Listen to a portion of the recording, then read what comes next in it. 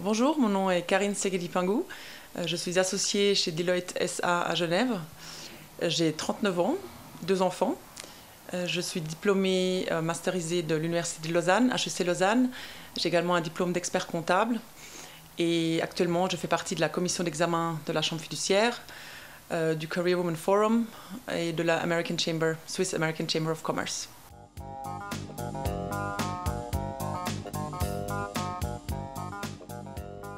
Alors c'est un poste qu'on a créé récemment, donc l'année passée.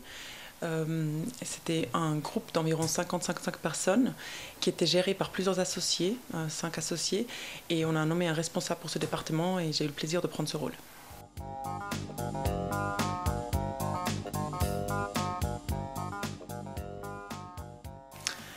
Donc Deloitte, c'est une société de service qui a 4 lignes de service. Je vais peut-être juste rapidement passer à travers parce que la gestion d'équipe n'est pas tout à fait la même pour chaque ligne de service.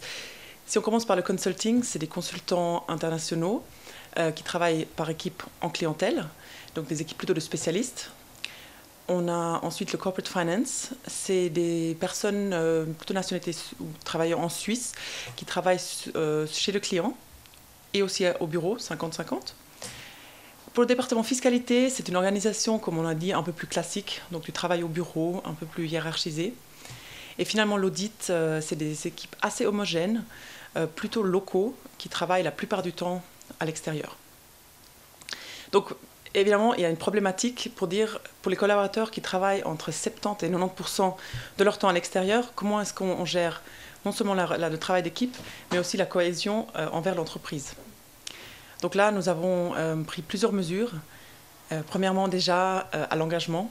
Les personnes, quand ils sont engagés, ils ont entre 1 et 2 semaines de formation. Là, je prends l'exemple de l'audit, pour créer une cohésion initiale à l'engagement, pour ensuite garder ces relations tout au long de leur emploi chez nous. On a également un système de counseling. Comme on travaille par pool et on n'a pas de supérieur hiérarchique attitré, on a une personne qui suit la carrière, qui est neutre et qui est la personne de référence au sein de l'entreprise. On a également un système de communication régulier, ça veut dire pratiquement 1 email par jour de communication corporate, c'est les nouveaux engagements qui sont passés. Et on favorise beaucoup la cohésion ou le contact physique, ça veut dire les formations où on est ensemble, des événements sociaux, caritatifs, sportifs, en fait, afin que les gens se rencontrent en dehors de leur cadre de travail ou dans le cadre de travail, parce qu'ils sont dispersés à l'extérieur.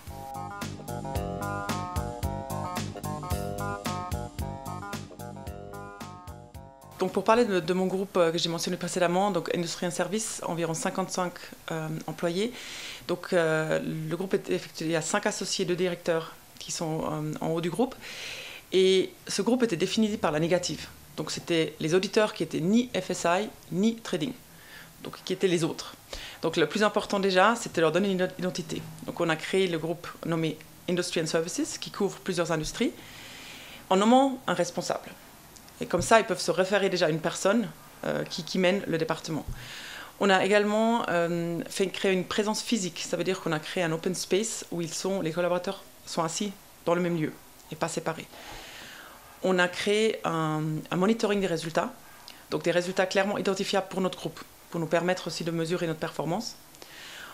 On a également créé des réunions de groupe régulières, donc les groupes de partnership, les managers, le staff ont régulièrement des breakfasts, des événements, et on a une journée de team building.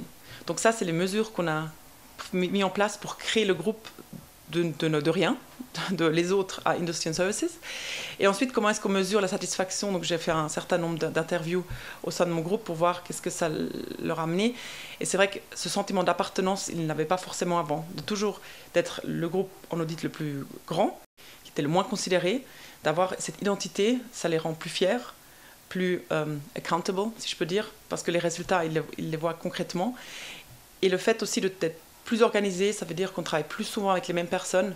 Ça facilite de nouveau la collaboration, parce que comme je l'évoquais tout à l'heure, il y a effectivement chaque mandat d'autres collègues un autre associé, un autre client, un autre lieu. Donc énormément d'adaptation à chaque mandat.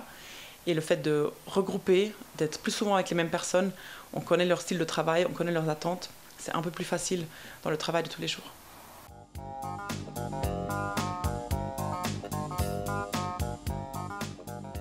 Notre actif, c'est nos employés, donc on est très à l'écoute de nos employés. On a donc un staff survey, une enquête pour nos collaborateurs sur différents sujets et on est très attentif aux résultats qui sont analysés par groupe, sous-groupe. On a des plans de travail réguliers au niveau associé jusqu'à assistant, des plans d'action à mettre en place pour répondre à ces demandes d'employés. On a aussi le système de counseling qui permet de mesurer les taux de rétention, permet aussi de voir s'il y a une meilleure cohésion. Le taux d'implication et d'activité. Récemment, nous avons vu plein de personnes qui ont proposé, par exemple, des cours de golf en commun, qui ont proposé d'acheter des fruits bio, de faire des cours de yoga.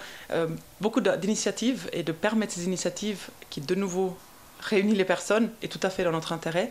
Et on voit que les gens se lancent de plus en plus pour proposer de telles activités. L'attractivité du groupe aussi peut se mesurer par le fait qu'il y a des postulations en interne. Donc récemment dans mon groupe, j'ai eu pas mal de personnes qui ont demandé à rejoindre le groupe d'un autre groupe, ce qui est aussi un signe que c'est un groupe attractif.